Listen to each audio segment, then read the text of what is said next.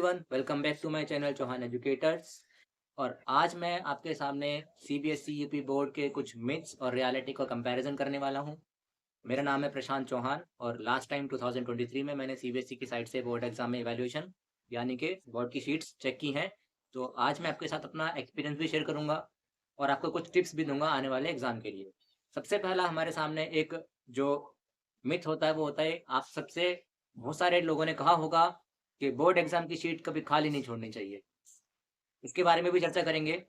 दूसरा टॉपिक आपसे कहा होगा कि सभी क्वेश्चन को अटेम्प्ट करना चाहिए, कुछ भी लिख के आ जाओ, शीट खाली नहीं छोड़नी चाहिए। ठीक है? और भी इस तरह की आपसे काफ़ी चीज़ें कही गई होंगी कि बोर्ड एग्जाम में आपको ये नहीं कर सकते हैं, आपको जो आने वाला बैच होता है, फ्लाइंग बैच होता है, उससे डराया जाता है कि वहाँ बहुत ज़्यादा हार्श कंडीशंस होती हैं। ऐसा भी बहुत सारे मिथ्स इस तरह की और भी हैं। तो सबसे पहला हम टॉपिक लेते हैं कि बोर्ड एग्जाम में कॉपी फिल करनी चाहिए या नहीं। जैसा हम सबसे कहा जाता है कि कॉपी फिल करनी चाहिए कंप्लीटली, तो ये ज़रूरी नहीं है। 28 और 32 पेज की कॉपी होती है। एक क्वेश्चन पेपर में 3 घंटे में फिल कर पाना बहुत ज़्यादा मुश्किल होता है उसको। तो मैं आपसे ये कहूँगा कि इस चीज़ पे भरोसा ना करके, मैं अपना खुद का एक्सपीरियंस अब शेयर कर रहा हूँ आपसे ये चीज़, आप इस चीज़ पे भरोसा ना करके सिर्फ़ जितना क्वेश्चन में पूछा जाए, उसी के अकॉर्डिंग आंसर दें। उसी के अकॉर्डिंग आंसर दें। पॉइंट्स टू पॉइंट्स आप आंसर दें। एक चीज़ कही जाती है आपसे कि क्वेश्चन का जो आंसर दे रहे हैं, लॉन्ग क्वेश्चन को पूरा पेज लिख के आंसर दें। 1 पेज में, 1.5 पेज में आंसर दें। ये भी गलत है।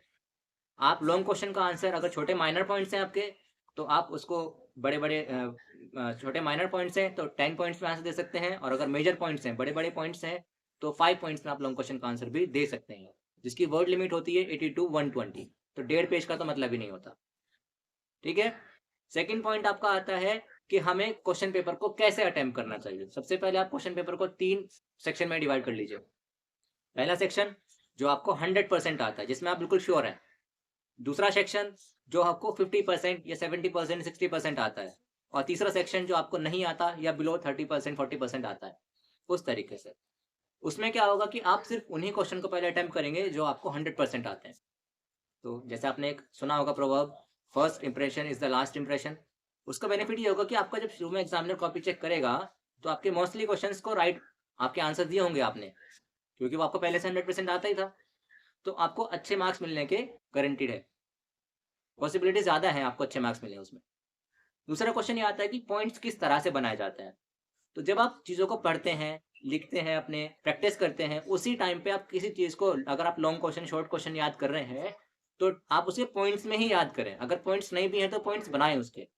पॉइंट्स में ही याद करेंगे, पॉइंट्स बनाएँगे, तो आपको मार्क्स भी, आंसर भी आप पॉइंट्स में देंगे, तो उसमें टीचर के लिए भी आसान हो जाता है। सपोज़ आपने एक लॉन्ग क्वेश्चन का आंसर आपने दिया है, 10 पॉइंट्स में दिया है, 10 माइनर पॉइंट्स में दिया है।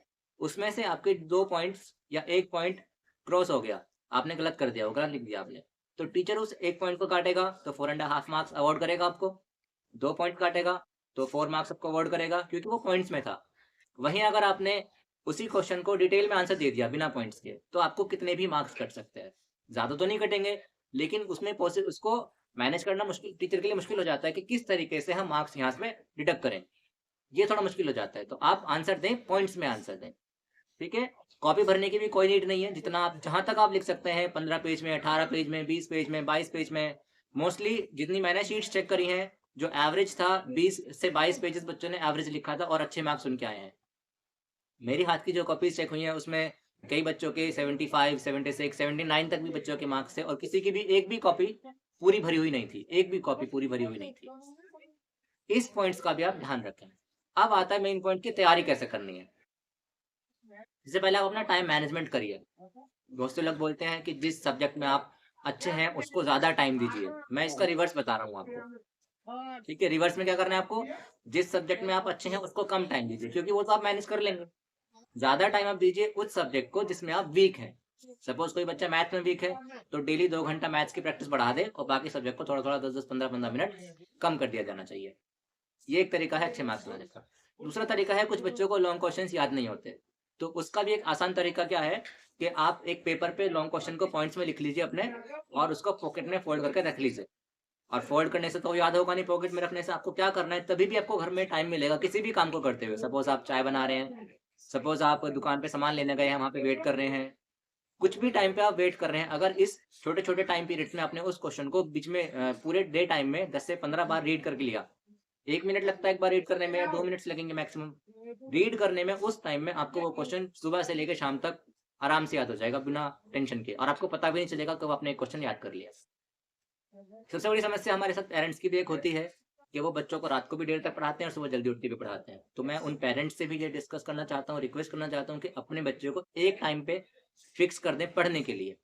अगर आप उसको रात तक देर तक पढ़ाना चाहते हैं, तो उसको सुबह ना उठाएँ जल्दी, उसको रेस्ट लेने दीजिए, क्योंकि टेंशन से कुछ नहीं होगा। ना ही वो रात को, अगर उसको फिज़िकल बॉडी उसका ठीक नहीं रहेगा, तो वो मेंटली भी प्रिपेयर नहीं कर पाएगा। ठीक है?